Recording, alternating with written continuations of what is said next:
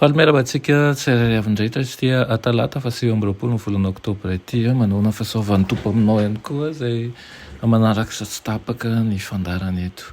Alohan'ny derantsika ny mofinaina an'io dia vavakasika. Andriamanitra tompo tianay io misaotra anao indrindra izahay satria mbola nomenao ny tompo-piainana. Ny aina dia avy aminao, ny tombonandro dia avy aminao, dia indray izy ireny tsy dia tsapanay ny mazava-dehibe azy kanefa dia manosika anay manjakariva amin'ny fanahinao masina mba hatsapanay an'izany sy ahafantaranay fa voaisa hatramin'ny andro iainanay. Ampianaro tokoa izay anisany andronay tompo ary aoka ampiasa izany amin'ny tokonao izy dia ny amin'izay ahasoanay. Indray ny tenao izay amin'ity maraina ity dia mangataka aminao mba hiasa amin'ny tsirairay avy, mba ho vodi-pononana izahay sy ho vodin'ny fanantenana ihany koa aminaran'i Jesosy. Amen.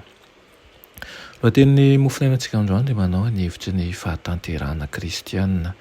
Nalaina ny Filipiana 4:7 manao hoe mahay ny zavatra rehetra aho ao amin'ilay mampahery ahy. Amen. Inona no takian'Andriamanitra? Ny fahatanterahana. Tsy ekeny no latsaka izany kanefa raha tiantsika no tanteraka dia tsy azontsika atao mihitsy ny mitoky amin'ny tenantsika. Aoka ho fantatsika sy takatsika isan'andro izany, mila mamikitra ampinoana amin'ny teny fikasan'Andriamanitra isika, mila mangataka ny fanahy masina isika amin'ny pahatsapana fa tsy manan-kery.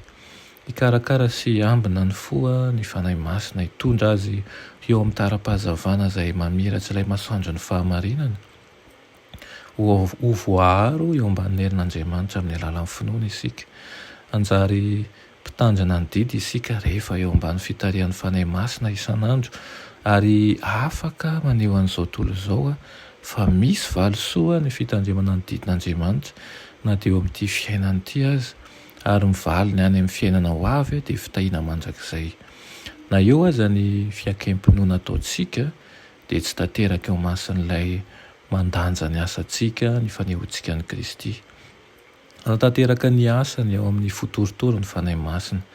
Tsy afaka hanao an'izany kosa izy ao amin'ny fanahy izay manandra tena sy manamary tena. Ny tenany ihany no manakana ny fanahy masina tsy hiasa kosa ny fanahy masina raha milefitra ny izahoantsika. Vonona hiara-miasa amin'izay rehetra andray azy sy hanaiky ny fampianarana ny fanahy masina ary izay rehetra mihazona ny fahamarinana sy no hamasinina tamin'ny fahamarinana dia raha eo amin'ny Kristy ihany ka afaka maneho an'i Kristy amin'ny teniny sy ny asany. Engany ny fanahy masina hiteny ao am-pon'ny olom-boafidin'Andriamanitra mba ho sarobidy toy ny volamena. Ny tenin'izy ireo rehefa atolotra ny mofinaina ho an'ny mpandika lalàna sy ny mpanody izy. Izao ny tsarovy amin'ity an'ity sitrapon'Andriamanitra ny sy ankasitrahany ihany koa ny hanomezana ny olona fitahiana amin'ny fahafenony tanteraka. Efa nataony tsy ho azo resena ny zavatsarotra rehetra ary ny tsy ampy rehetra ho fenon'ny fanahy masina. Toy izany no tiana molavolan'ny olona izay fahatanterahany toetra kristianina. Tian'Andriamanitra ny hibanjenantsika ny fitiavany. Ireo teny fikasana izay omeny maimaim-poana ho an'ireo izay tsy manana fahamendrehana akory ao aminy. Tiany isika hiantehitra tanteraka aminy amin'ny mpakasitrahana sy amin'ny mpifaliana noho ny fahamarinana izay hatafy-tsika ao amin'ny Kristy. Amen. Andriamanitra tsara indrindra mbola misaotra anao ny amin'izany fitiavanao izany, nomenao zava-tsoa tokoa izay dia ny fanahinao masina dia mangataka dia izay tompony mba ho tsapany mandrakariva izany ka mpiasa izany araka ny sitraponao izahay, tsy mba tsy aro irery na tsy ampy fitaovana satria fantatray fa efa nomenao ny fahaiza-manao rehetra mba hahatonga anay ho tanteraka. Aminaran'i Jesosy. Amen.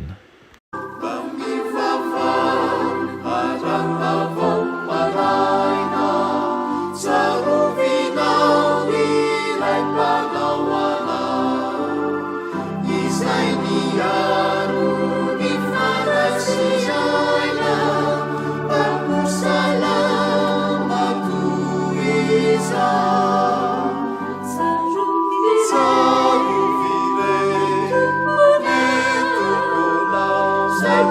a